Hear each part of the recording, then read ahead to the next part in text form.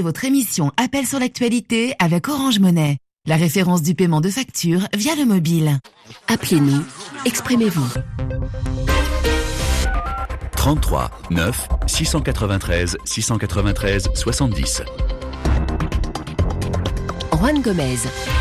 Appelez-nous, exprimez-vous ce matin sur la polémique provoquée par l'élection d'un nouveau président à la Cour constitutionnelle de Guinée. Lundi, Mohamed Lamine Bangoura a pris ses fonctions à la tête de la plus haute juridiction en remplacement de Khalifa Sall, destitué, rappelez-vous, il y a quelques semaines par ses propres collaborateurs. Ces derniers l'accusaient de gestion opaque des finances. Seulement voilà, cette destitution est loin de faire l'unanimité. De nombreux juristes se sont exprimés dans les différents médias guinéens et ils ont estimé que cette destitution était illégale. L'opposition dénonce quant à elle un forcing. Le balai citoyen de la société civile parle d'un putsch constitutionnel, car nous sommes finalement à 2 ans de l'élection présidentielle et les détracteurs du président Alpha Condé y voient une manœuvre politique pour modifier la Constitution et permettre ainsi au président sortant de briguer un 3e mandat, d'autant que, rappelez-vous, en décembre 2015, lors de la prestation de serment d'Alpha Condé,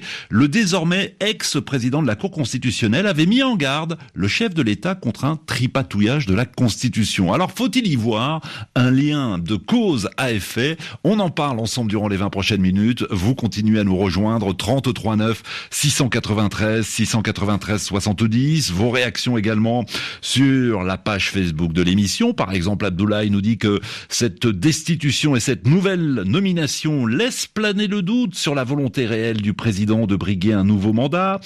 Tierno nous dit, depuis le discours du président de la Cour, c'était donc en 2015, demandant à Alpha Condé de ne pas succomber aux sirènes révisionnistes, Khalifa Sall était devenu un obstacle pour mettre en place ce projet de 3e mandat.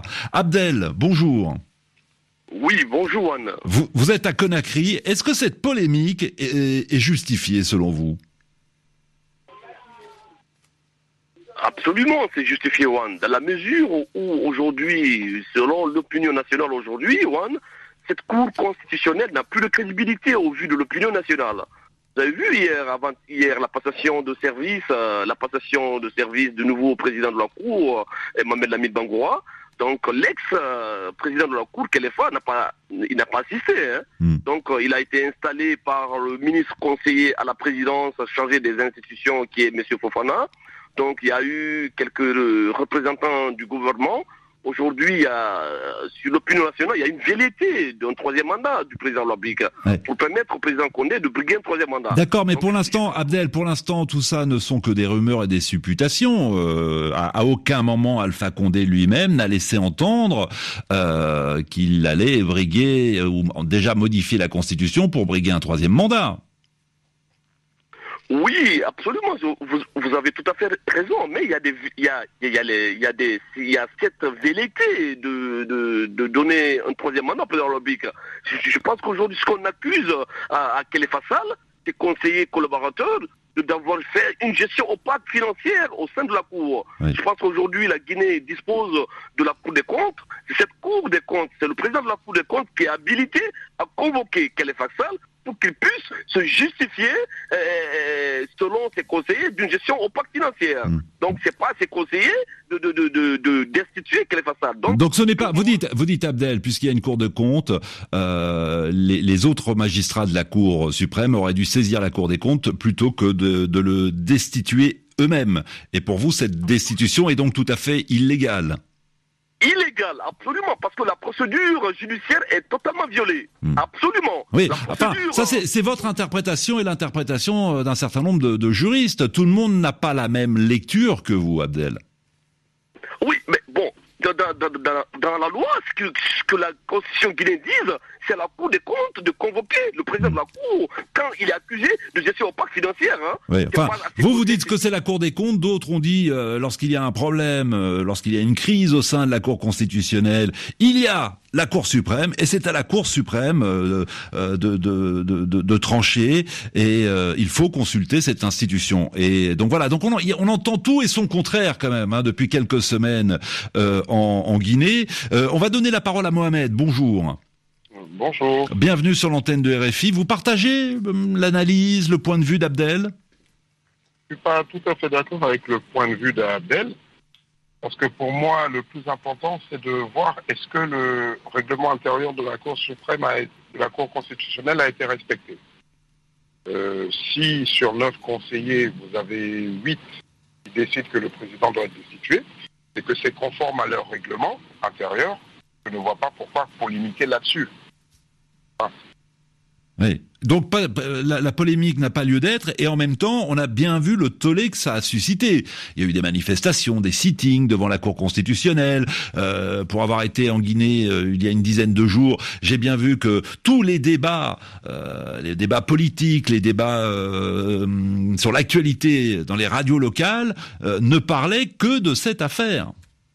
Oui, parce que malheureusement aujourd'hui en Guinée, tout est politisé. Pour toute question, vous avez les gens qui se lèvent, qui sortent et tout.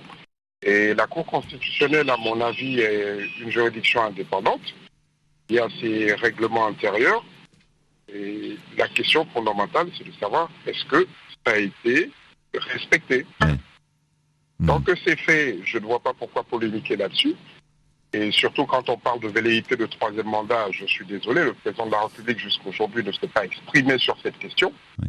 Donc pour moi, on a d'autres priorités. Mamadou, il y a peut-être d'autres priorités. Effectivement, le président de la République ne s'est pas exprimé, mais enfin, à chaque fois qu'il est interviewé dans un journal, à la radio, à la télévision, la question revient. Et à chaque fois, le président entretient le flou sur ses intentions. Et pas plus tard qu'hier, vous l'avez peut-être vu à la télévision nationale, il a dit voilà, je pense que si les gens estiment que je ne me fatigue pas, il faut poser cette question du troisième mandat au bon Dieu. Ce n'est pas à moi qu'il faut poser cette question. Voilà, c'est une façon de botter en touche. Et le troisième mandat aussi, c'est le peuple qui va le lui donner. Si on doit réviser la Constitution, il faut passer par référendum, monsieur. Donc ce référendum-là, c'est le peuple qui va voter. Pas au peuple de décider.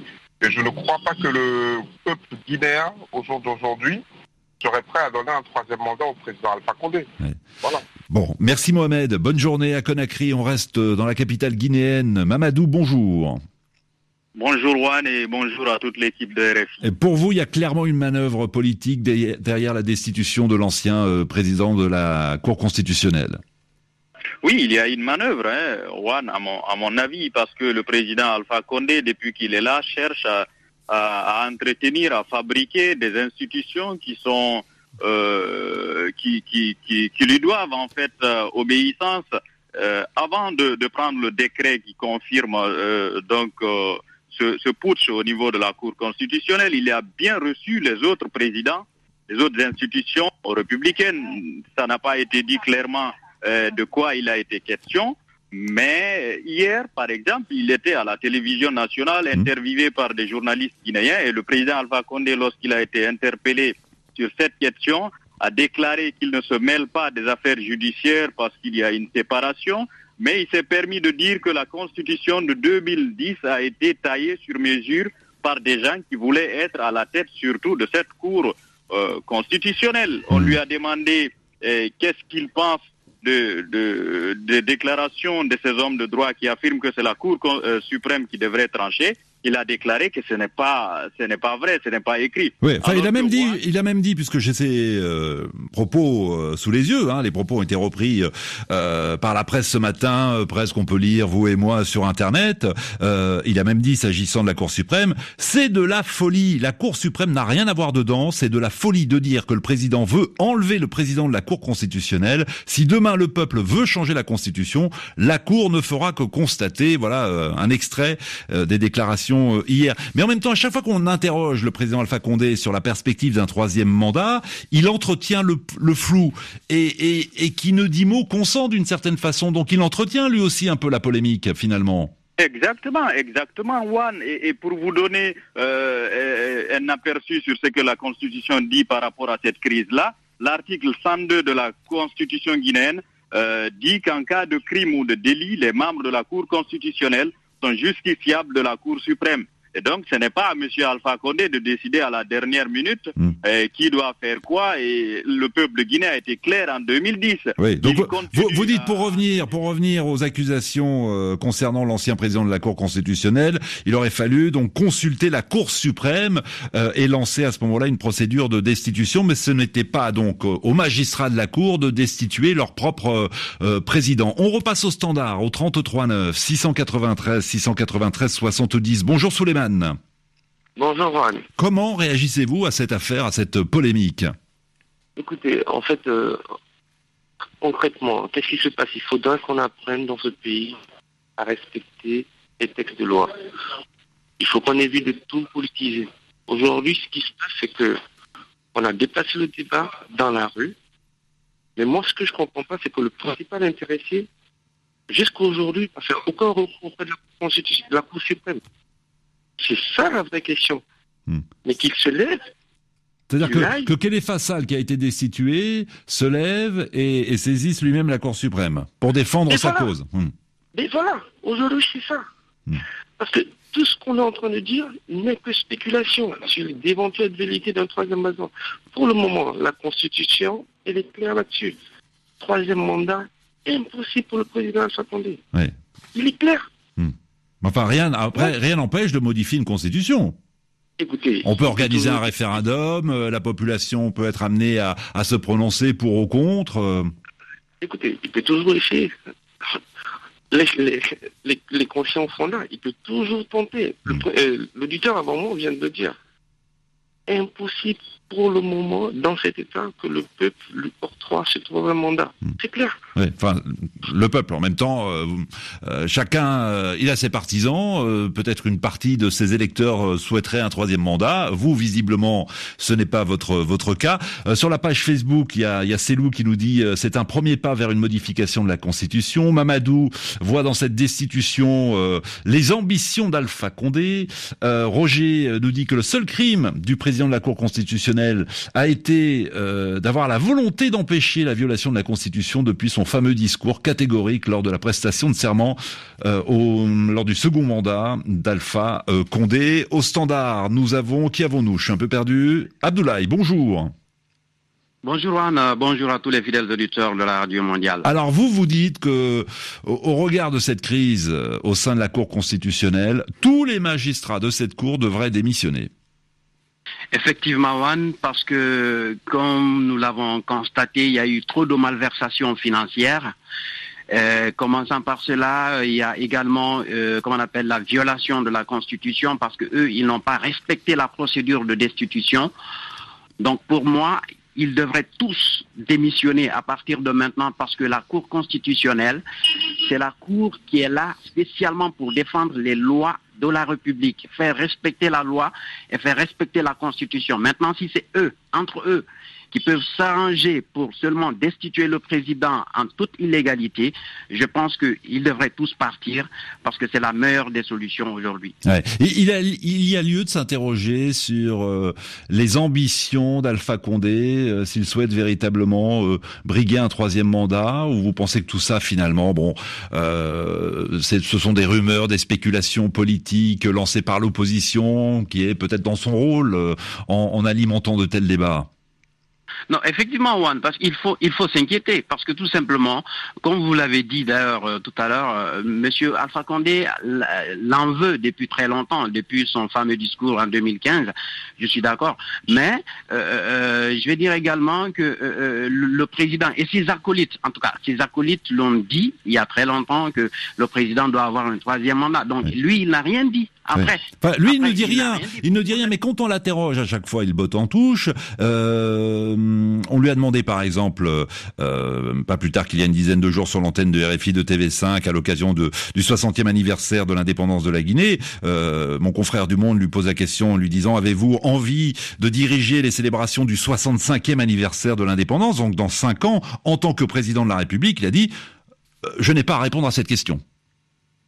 Voilà, ce qui veut dire tout simplement il y a trop de flou là-dessus, parce que sinon, dans les conditions normales, s'il était vraiment respectueux de la Constitution, il ne devrait pas laisser ses acolytes parler d'histoire de troisième mandat. C'est lui-même qui allait mettre fin à ces histoires-là.